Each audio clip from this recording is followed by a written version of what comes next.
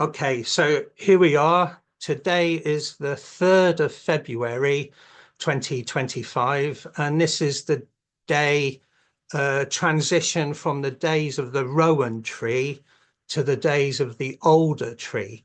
And that's the exact cross-quarter moment, Imbolc, between the winter solstice and the spring equinox. So we're actually there. A lot of people celebrate on the 1st of February. That's well established because of the Gregorian calendar. But for nerdy druids and star observers, today is the exact moment of that midpoint, if you like. So the topic for today is going to be the goddess Brigid. Because we're looking at the Grove cards in the forthcoming Ogham Grove Oracle deck. It's a big mouthful. And the Grove card, we're looking at different Grove cards throughout the year. And because this is Imbolc, going to look at the Grove card for Brigid and talk about Brigid. So I'm just going to bring up a small PowerPoint just to show you the artwork of the Grove card of Brigid. So bear with me.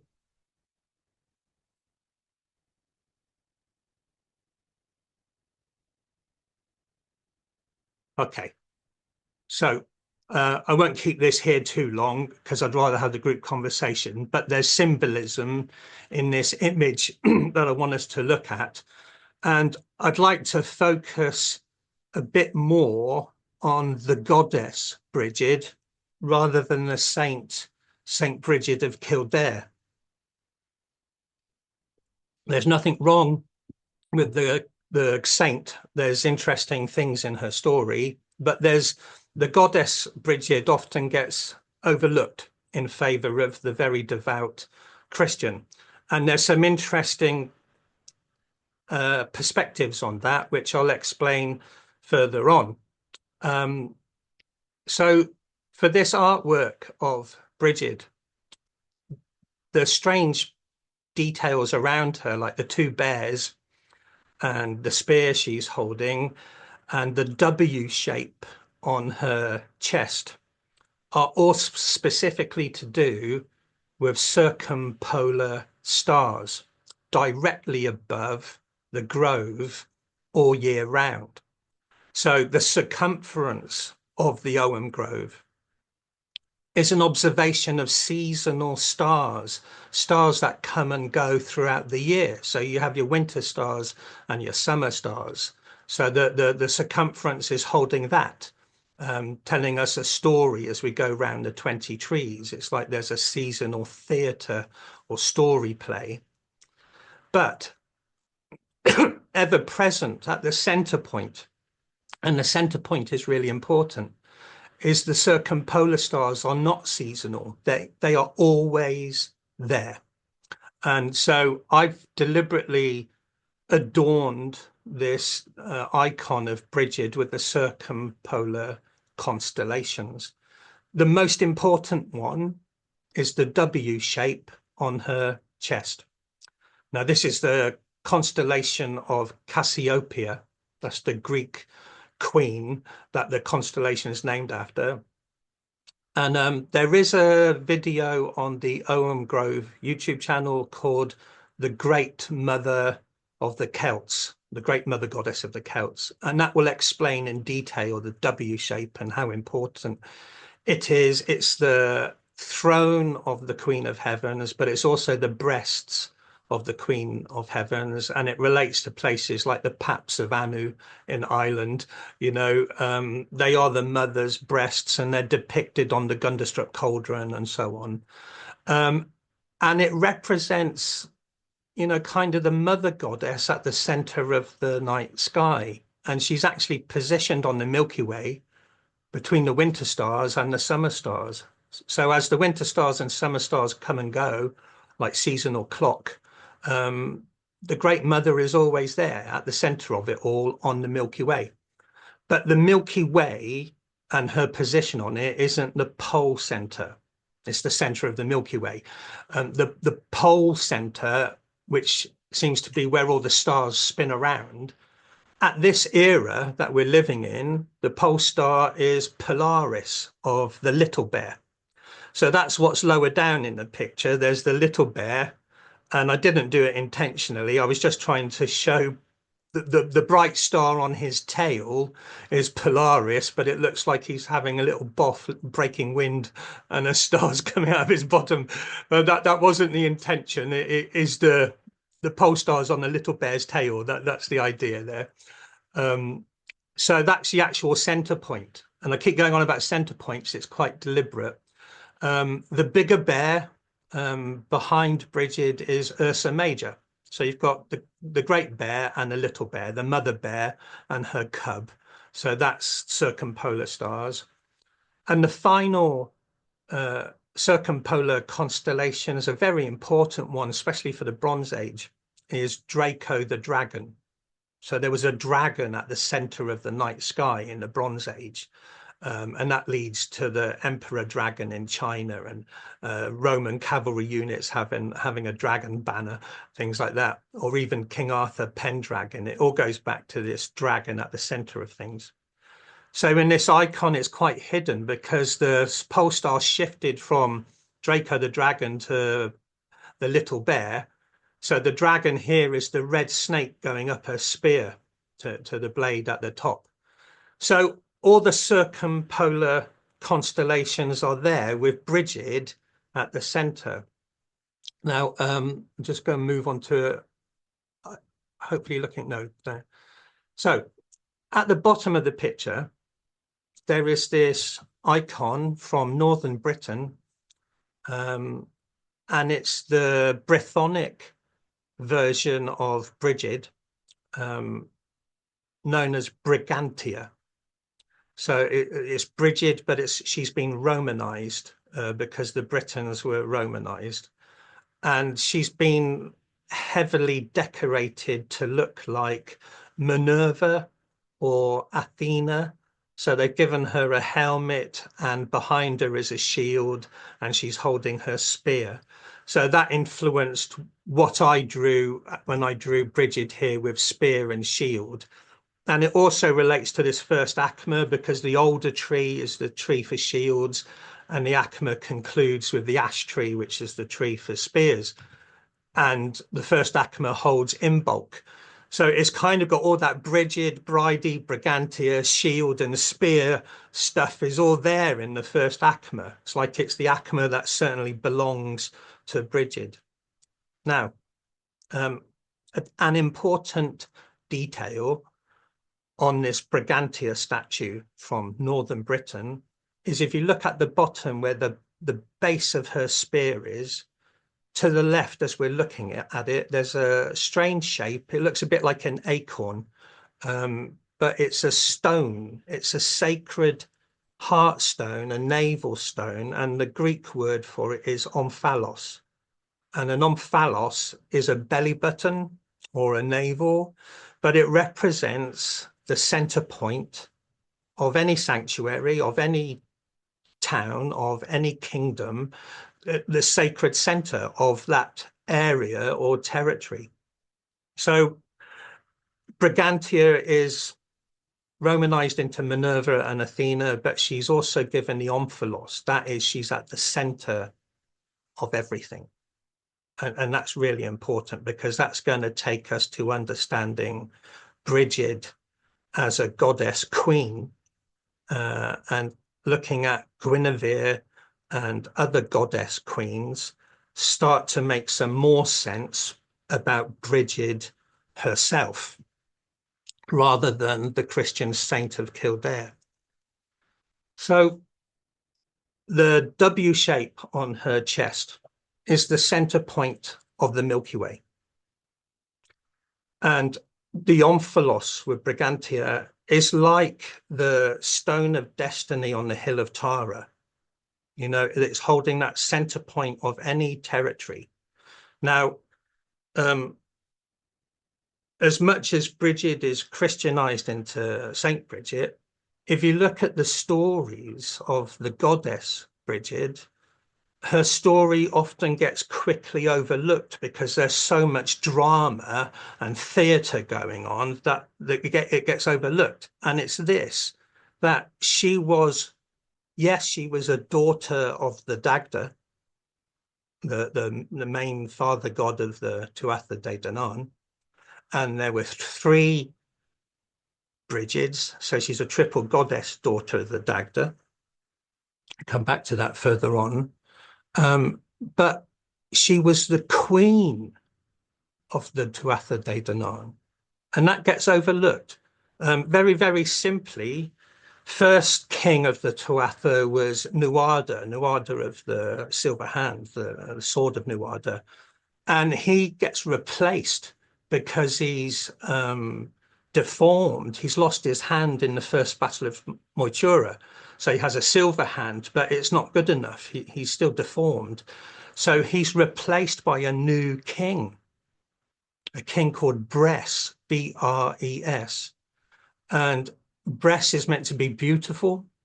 Has lots of epithets honoring him as beautiful and the great warrior and so on. And he marries Brigid. So if you know anything about the sovereignty rights of Ireland, any high king of Ireland has to marry the goddess of the land at the center point, at the hill of Tara, or at the omphalos of any tribal territory. The goddess of the land has to be married. So Bress is only king of the Tuatha because he's married the daughter of the Dagda, you know, and that gets overlooked because the whole story rushes into the arrival of Lugh and the second battle of Moytura and all of that. You know, it's almost like a sideline that Bress is married to Brigid. Well, hang on a moment, let's backstep. This is the sovereignty queen of the gods and goddesses of Ireland is Brigid. You know, so yes, she's threefold. She's the healer, she's the poet, she's the forge, but she's the sovereignty goddess of the Irish gods and goddesses. The story unfolds. Bress isn't very good as a ruler, and so eventually he's got rid of. And then the second battle of Moytura happens. Bress gets the Fomorians to try and reclaim his territory, and a great big battle happens. Before that happens, Bress and Brigid have a child. You know, that there is an offspring. There's a boy called Ruadan, and he grows. So Brigid is also queen of the Tuatha, but she's also a mother. She's a mother goddess. So that's sexual. You know, she and the king of the gods were lovers and had a child. So that's very, very different to Saint Brigid of Kildare, which I'll come back to. Then Brigid kind of shares a story with Wales, and I'll come back to it. But in the second battle of Moytura, her son, Ruadan, is killed. And that's when Brigid breaks down and cries. And that's when something called keening begins. It's a kind of lament, a crying song, a grieving for the dead. And that began in Ireland as a tradition with Brigid losing her own son. They're quite interesting. So she's a queen, she's a mother, and she's a grieving mother. And that's very similar to the story of the ALDER tree. With the story of the ALDER tree, you've got Bran and his sister Branwen, they're brother and sister of the British Isles, and there's a sovereignty marriage. Branwen marries the king of Ireland in the story of Bran and Branwen. And so Branwen too is a queen goddess of Ireland in that story. And she and the king of Ireland have a son, and his name is Gwern, the ALDER tree. And he's killed in a horrible situation that kicks off a civil war between Ireland and Britain that nobody survives apart from 7 people. You know, it's told in the story of Bran, but in it is the goddess queen Branwen losing her son, and like Brigid losing her son and breaking down into crying and the beginning of keening, Branwen, when she gets back to Wales, breaks down crying for the loss of life of everybody and dies of a broken heart. So both Brigid and Branwen, Ireland and Wales, are both losing a son.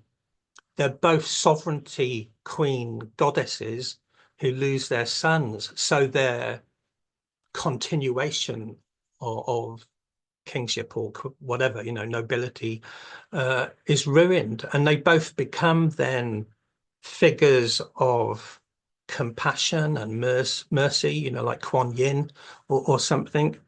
And then just going off on a tangent a little bit, and then I'll shut the PowerPoint down. We have to read between the lines of what Christian scribes wrote down or chose to write down, or the euphemism turned into romance. So they took an old history and turned it into romance. Usually means it's something about gods and goddesses, and the gods and goddesses being turned into human beings. They've been turned into kings and queens and that kind of thing. So Brigid is a triple goddess. Most sovereignty goddesses are. And the Welsh equivalent is Guinevere. In the Welsh triads, King Arthur has 3 queens, each of which is called Gwenhwyfar. No, and she grows, or she's turned into romance to become with Mordred, an incestuous relationship, and then in later romances, adulterous with Sir Lancelot. In the first story, she's kidnapped by Mordred and forced into marriage, and it's adulterous because he's kind of her nephew. And at the end of the story, and I think this is relative to St. Brigid of Kildare, at the end of the story of Guinevere, triple goddess of sovereignty, she joins a nunnery and is never seen again. It's kind of similar to this threefold goddess queen of the Tuatha De Danann being remembered as the head of an order of nuns in Kildare. You know, it's the somehow what is a dynamic or powerful sovereignty queen goddess at the center of everything becomes a nun, just like Guinevere. So I'll shut this down and we can talk about the importance of the coming Aquarian age and Brigid's role in it, and also the goddess Brigid as opposed to the saint. There's nothing wrong with the saint, but there's more that could be said about the goddess. So you can put your microphones on or keep them off until you want to ask a question. But now it's an open discussion.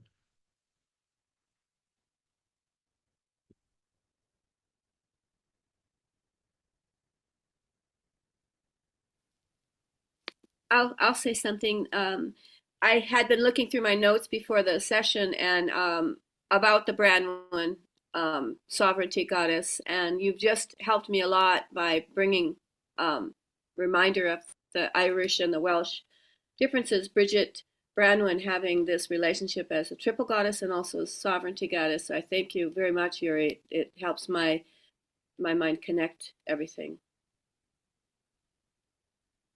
A lot of this only dawned on me recently. You know, we've been around a few times now and kind of see Branwen as separate, but both Brigid and Branwen losing their sons, and from the same position, Brigid was queen of the Tuatha De Danann and Branwen was queen of Ireland. You know, so it's the same queen losing her child in a way. MD.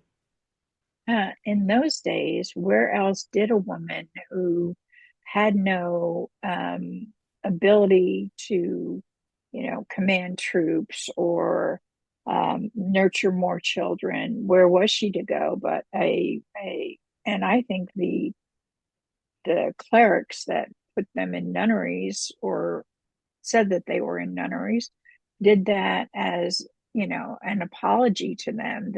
Well, she lived her life out in a nunnery.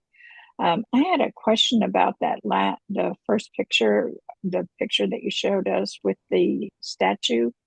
Behind the statue is also a shield standing right behind. You can see the edge of the round shield. And also, where is that statue from? Northern Britain, a place called Birrens. So it's not far from Hadrian's Wall, the Lake District, up that way. And the only other thing on Brigid's necklace, she has 3 like gold coins or gold symbols on her necklace. What does that represent? So it's a nice question. I'll come to Franklin in a minute. So there's another story of Brigid, the goddess queen, having 3 sons. And this is in a story called The Children of Turin. And they owe Lu a great big penance because they killed Lu's father. And Lu gives them a load of impossible tasks to do. It's a bit like Kilwick and Olwen. They have to do these impossible tasks. And one of the impossible tasks that Brigid's sons have to do is they have to get these 3 golden apples. And they're from like a mystical realm, and they travel as far as they can to where these 3 golden apples are. And they realize the only way they can reach them as if they transform themselves into birds. So if you know your star lore, the 3 brothers become 3 birds. Summer triangle. I recall it now. Yeah, and then each one grabs a golden apple each and brings them back, you know. But it's the 3 birds of the birds of Rhiannon, the 3 birds of the Summer Triangle, is there in this story of 3 more children from Brigid as a mother goddess thing as well. Yeah. So her necklace has 3 gold apples, and then it has the W of Cassiopeia. So Franklin. Yeah, thanks, Yuri. I believe Imbolc is the Celtic spring, and that would make this the end of winter. And so it's similar to what we celebrate at Christmas time when the birth of light begins. But here we have the birth of spring, where the world is coming to life. And so it strikes me that I don't know, there's some connection there in my mind with, not even sure what I was thinking, but I just wanted to point out that we have the sovereignty goddesses married to men that just don't understand them, that don't appreciate their feminine values, and are really abusive. They're narcissistic, in fact. They're narcissistically wounded, and that might be the underlying awareness, the psychological awareness that men that were not nurtured when they were young end up really, really callous, monstrous beings, or can be. Yeah, you're right. The tragedy told in a lot of these stories is failed kingship. That the kings have failed in some way, a bit like the dishonoring of the well maidens. You know, they had all the potential of the sacred marriage to the goddess, and they cock it all up. You know? Yeah. And often greed involved. Sorry. Just greed. Yeah.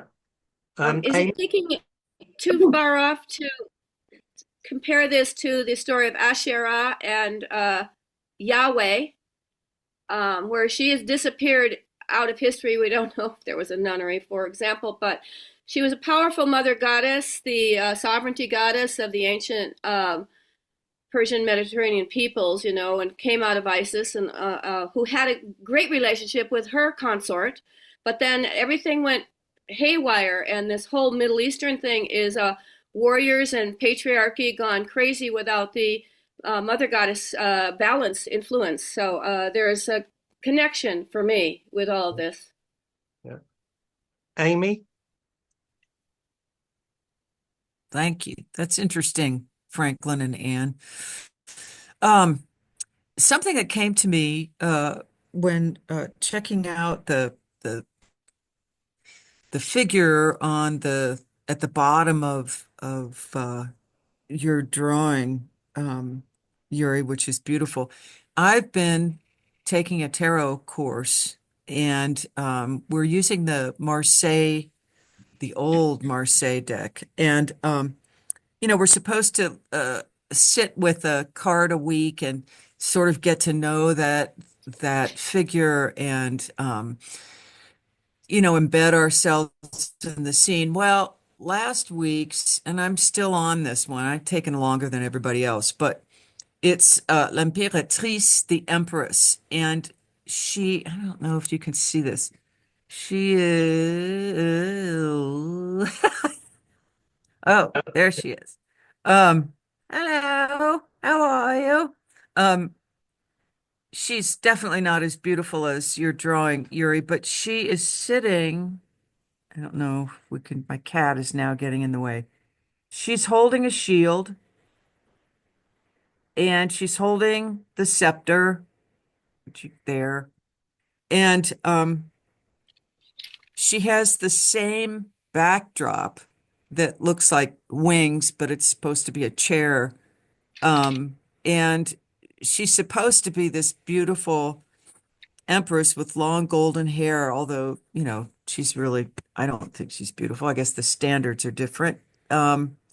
Anyway, she's sort of in the same position as Brigantia. And I thought, wow, there's another synchronicity of Brigantia maybe being the empress. I mean, if Brigid is a sovereign goddess, then is she not the empress? Yeah. And certainly in the Arthurian romances of the, say, 12th century and 13th century, the Empress is a reference to Ellen of the Ways. The dream of Maxen Fledegg explains that when he follows his dream to North Wales and confronts Ellen, who he wants to marry, he says Empress of Rome. And then the Roman cities are built in Wales, and Dark Age kings claim descent from him. But it's from Ellen, she's the empress. And then into the Arthurian romances, her name's forgotten. She's just the empress. She's the kind of divine female figurehead of the landscape, if you like. And more often than not, the landscape's a wasteland that needs to be healed. And the empress is sick and deformed, bold, lost all her hair, lost all her teeth, and only by restoring the landscape can you bring her back to the beauty that she should be. So that's kind of how it's turned into romance, if you like. Just a quickie inspired by Franklin. I know that the word Imbolc is often related to ewe's milk, or it can mean in the belly. They're valid, but a nice observation is the story of Ceridwen and Taliesin as well, because she is also the mother goddess, the big heavenly boobies, and the ladle stirring the cauldron is Ursa Major. So the heavenly mother goddess and the stirring of the stars. So when she consumes Gwion back as a grain of wheat, that's that Lunacer. And he's inside her for 9 months and then born at Beltane. So by the time you get round to Imbolc, it's in the belly. He's in the belly, and so that's there too, to then be born at Beltane Eve and stuff. So it is the goddess beginning to show what's growing inside her. The first snowdrops are coming up, and then the hazel catkins, and then the crocuses and stuff. So they're there in the belly. You can feel them. You can feel them move and stuff. Like the new life isn't just dormant seeds in the darkness. And the animals too. Yeah, the buds are getting fatter and fatter, ready to open. So in the belly is a good description for Imbolc. It is. Franklin. Just before I forget, Yuri, when are you on with Philip Cargam on the Monday. So we did the interview already. Don't get too excited. It's only like half an hour. Tea with a druid. And we only he and I chatted behind the screens before we started recording. And then so the chat is only like 10, 15 minutes. Oh, And then I do the kind of grove meditation, but I do all 20 trees in one thing, just there and then on the spot. And then we chat for 5 or 10 minutes after that. So the whole thing's only about half an hour. But I think it's being released on the 10th of February.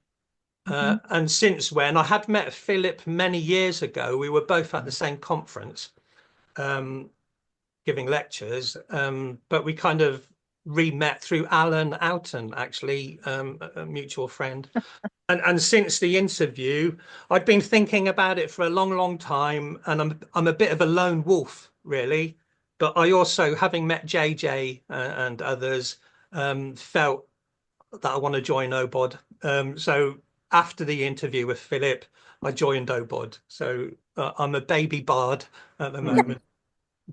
you're ahead You of were the long Baby before, bard. Oh, Baby God. bard. You will bring so much to OBOD. I can't Yes. imagine anybody who is going to be more new. You're like Taliesin coming into OBOD. You have Yes. so much. Yay, Radiant brow. nice.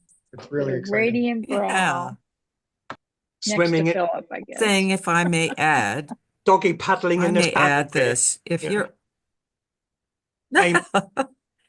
if you're ever asked to interview again, do not talk about your topic with the interviewer before you go on air. I've been interviewing people on air for a long time, Yeah. and I remember the first time I shared the questions with, and this person was a friend. This was years ago. He was a DJ on the radio station, so I thought, well, he'll understand. Well, it was an hour show, and the guy dumps out everything in the first 10 minutes. And since then, I have never shared questions or discussed the topic unless the person says, well, can we just sort of have an agenda? And then I'll say, well, I'll coach you with questions and all of this, but never just sit down and talk with Okay. the interviewer about what you're going to talk about, because when you finally get on air, you're all talked out, and the spontaneity and the sparkle of the interview is just gone. Okay, that's my advice. Thank you. Mana. Hi, thank you for the lovely thoughts and shares, and congratulations on your OBOD. I just wanted to share a few of my own thoughts and observations. Not to say that this is true for everyone, but for me, I think about these sovereign goddesses and how they were married to kings. I think most of them that I know of were married to kings that were not very nice. And I've been just really diving deep into what does it mean to be a druid for me, and through my connection with the Druid clan of Dana.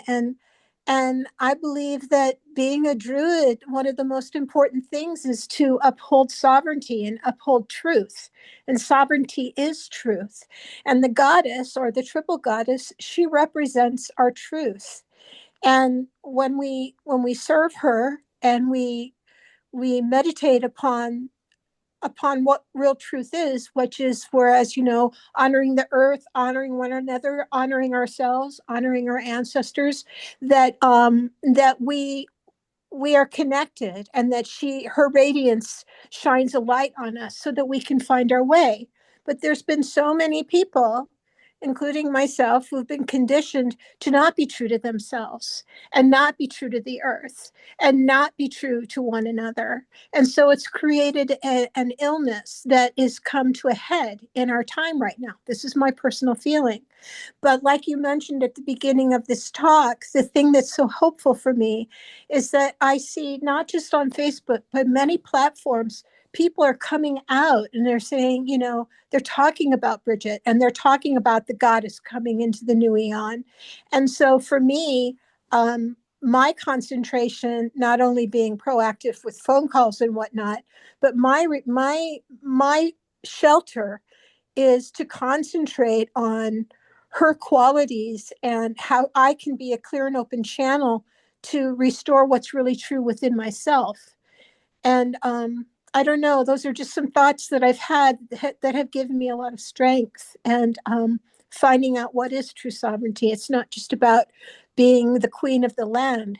That's not what it is. It's about upholding the light and walking in what is true and researching and learning what truth really is for me, you know. So I don't know, that doesn't really give anybody any explanation of anything, but it's where I'm coming from. No, I'll come back to that in a minute because I think it relates really well to the Middle Cauldron and the Age of Aquarius and that. Just let Wanda please speak. Oh, I just wanted to say that I ended up joining OBOD because of Ohm Grove. I'd been watching since the 2022 go around and the 2023, and that like directed me in that direction. And then I found that the building of the inner grove, like, it goes perfectly with it, and that's how I realized that I wanted to practice druidry. So I'm really grateful to you all. You all are awesome. Thank you. Yeah. So just a couple of minutes waxing lyrical then of this transition from the age of Pisces into the age of Aquarius, which different people chunk up the numbers in different ways. For some people, the age of Aquarius has begun. For others, it doesn't begin for 200 years. Or you can just say we're in the dawning, the transition time, you know. So if you just look at it as transition time, and it may or may not already be here, but the age of Pisces holds the star law of the salmon's leap. That is energy shooting up from the soles of the feet to the pineal gland and the radiant brow, and all of that stuff was the star law of the last 2,000 years or so. But the star law for the next 2,000 years, which from a Celtic perspective is under the government of Brigid, because it's at the age of Aquarius and Imbolc, her festival happens in the midpoint of Aquarius. So she is the ship's figurehead for the next 2,000 years in that way. But directly opposite, so Aquarius is at the top here and Leo is at the bottom. They're directly opposite each other. And this is something called the Royal Star Cross, which we'll look at sometime. But Aquarius is pouring the waters. She's the water carrier. So the Brigid is like pouring the waters down from her position at the age of Aquarius. Now, Leo governs the heart. And there's a secondary constellation with Leo, which is Crater the wine mixing cup. It's the heavenly grail. It's actually the origin of the grail romances. From a druidic perspective or bardic perspective, you can see your own middle cauldron, because Leo governs the heart. It's your middle cauldron. It's the center of your tree of life, Tiferet, or however you want to get your head around it. But that needs to be open to receive the waters descending from Brigid in the Aquarian age. So that's all about your own self-sovereignty. You know, your kingdom is your middle cauldron. Mm-hmm. And Brigid is the omphalos, the center point of your middle cauldron. You know, so from her to the heart of everybody and every living creature for the next 2,500 years is that receiving of divine inspiration, heavenly waters, whatever you want to get your head around it. But if your kingdom is a wasteland, so you've got to be working on self-sovereignty things, or making your middle cauldron a sacred ground, inside you. Who can tell you how to do that? None of us can, but that's the poetic aspiration that we're looking at for the next 2,000 years, hopefully, So Sorting it. yeah, Brigid pouring the waters into the hearts of everybody. That's how I would like wrap it that. up, and how you work with that esoterically or magically is down to your own way, what makes sense to you, but that's self-sovereignty, to be able to receive the love and also give the love out so that the wasteland gets healed. Mm. That's our job, isn't it? Mhm. Yeah. It's just like with the well maidens, if you can't heal yourself, then you have nothing in you to heal out with yourself as well. Right. And just to echo what Mana was saying as well, you just feel like we've reached that almost crisis point now in the whole planet. Everything's just going so dreadfully wrong for so many different areas, and you feel this utter despair. To be honest, it's just heartbreaking what you're seeing and reading. It's got to the point where I'm like keeping the kids away from watching the news, because I just don't want them to see what's going on anymore. Keeping me away from watching It's horrific. But it is that turning point now, and it's like we've just had this festival, and it's interesting that Brigid, she is coming back in Ireland. She's got a public holiday now. They're celebrating her, they're acknowledging her again. There's a rebirth of her, and let's hope this is the start of good things. And just I'm live in Scotland, and so I trip down to Edinburgh every now and again, and that's where, I don't know if you can see, that's where no, you can't see it all. That's where her statue is, and so she's on my phone. Every time I use my phone, there's a photograph of her. I always go and say hello to her when I pop into the National Museum of Scotland. She's What's a statue of Brigid or Bridie? Or... It's the Biren statue. That's that one. based. Yes. Yeah, that's where she lives at the moment. So. I didn't know that. Yeah. So she's in a Scottish museum. She is, yeah, up in Edinburgh. It's almost as though we're getting baptized by her holy waters, Exactly. It's rebirth. It's all about rebirth. It's all about, I personally believe we live in a world of dualities. And yes, we have all of this misfortune and terrible, unfortunate events, but we also have the appearance of the Queen Mother Goddess Brigid, who is giving us everything. And so not to ignore what is coming up, but also, we're given the tools to heal and to rebuild and to become higher minded and more sovereign people. And so when it's raining, because it's raining here a lot right now, I envision the Holy Mother Brigid pouring her sacred waters down upon us, and we're being baptized. I believe that in one way or another, either by light, and it could be a Christianized form, but we're drinking of her water and we're becoming purified, and I love that. It gives me hope. Good. Franklin. The heart can be trapped in a prison of the ego, and tremendous grief, like happens in the story of Branwen, where she loses her son, or what's going on today, where just unimaginable grief. But that can break the heart, and that can bring the tears, and that can wash the soul in a really healthy way. And what was a frozen personality that doesn't feel much for anybody can find themselves wide open with empathy. So that could be, the way to the next stage is for a lot of people's hearts to break and to find empathy. I hope they don't have to break their heart for it, but I know that we have to open our heart to get there. It's very sad, but people are manipulated either by love or fear. And the majority are so easy to manipulate through fear.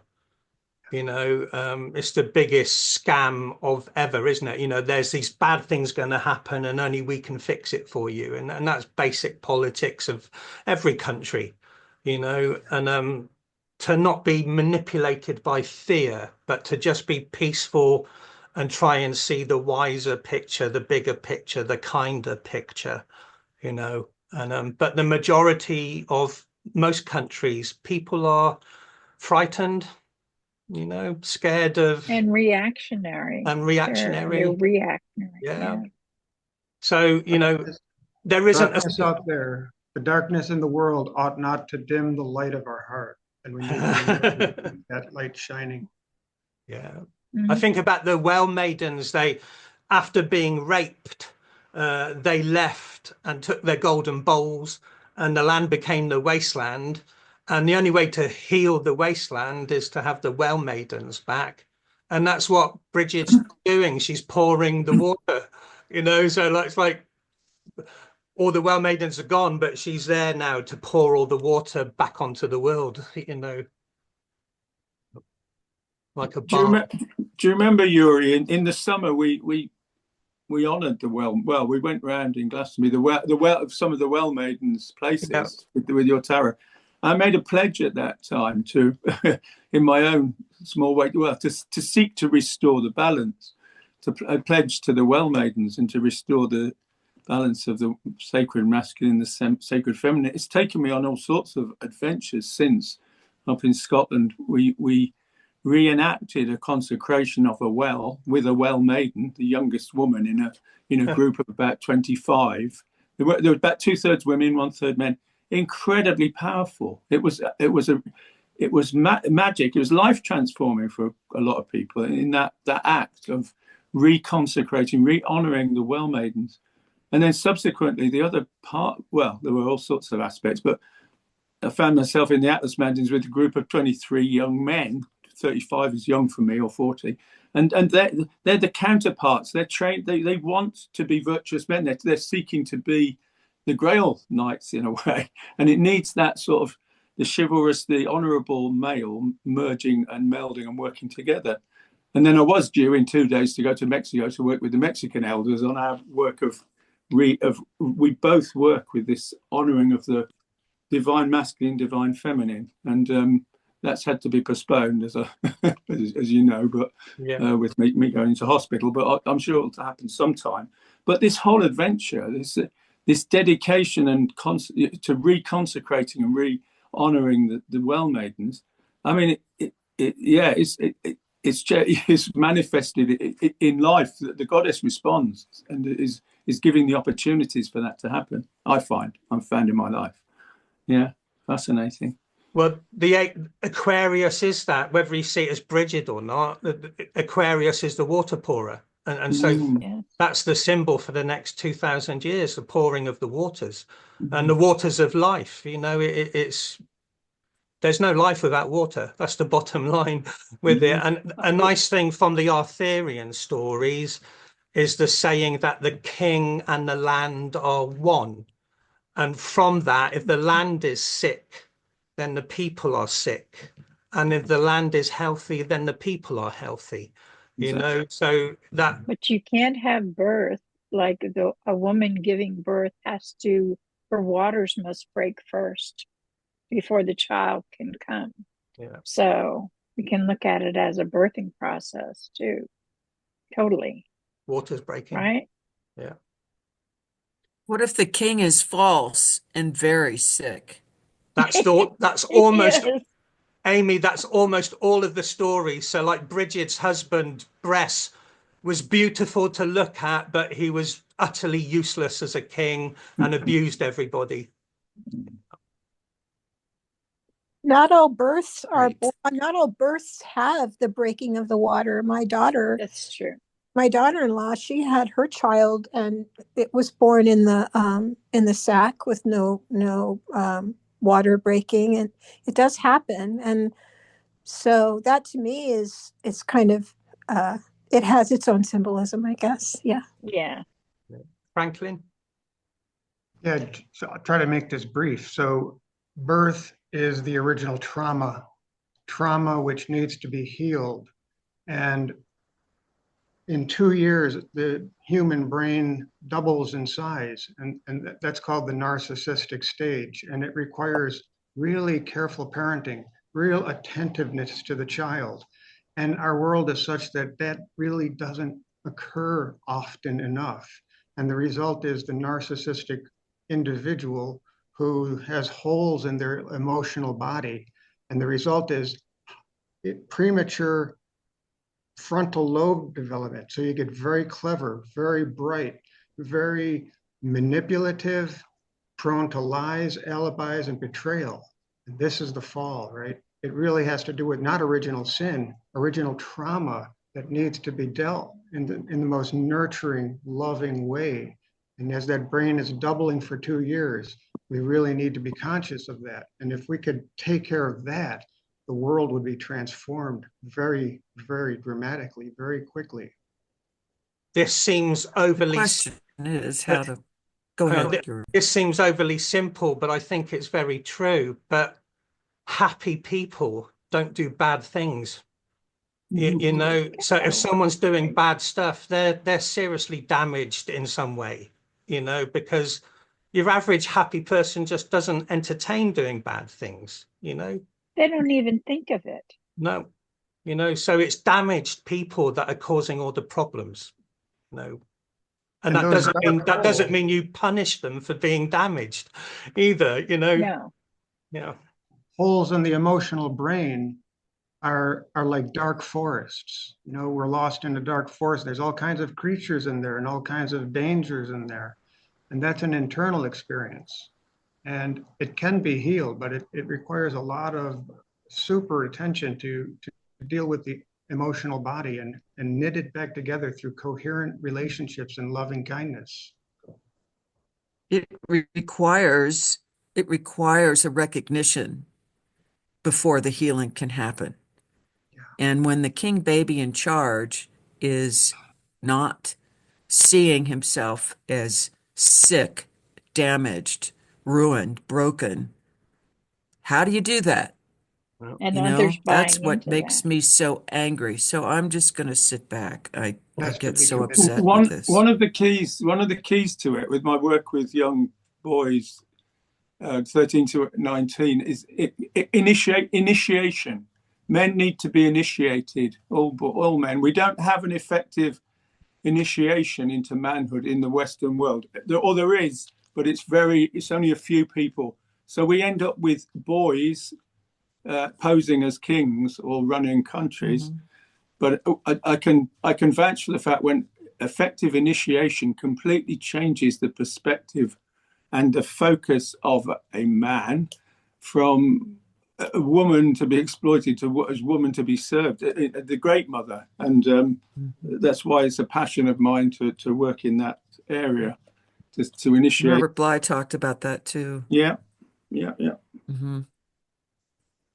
Okay, only because we're running out of time and we've got to do our meditation. So I'll stop recording and we'll meditate to the alder tree.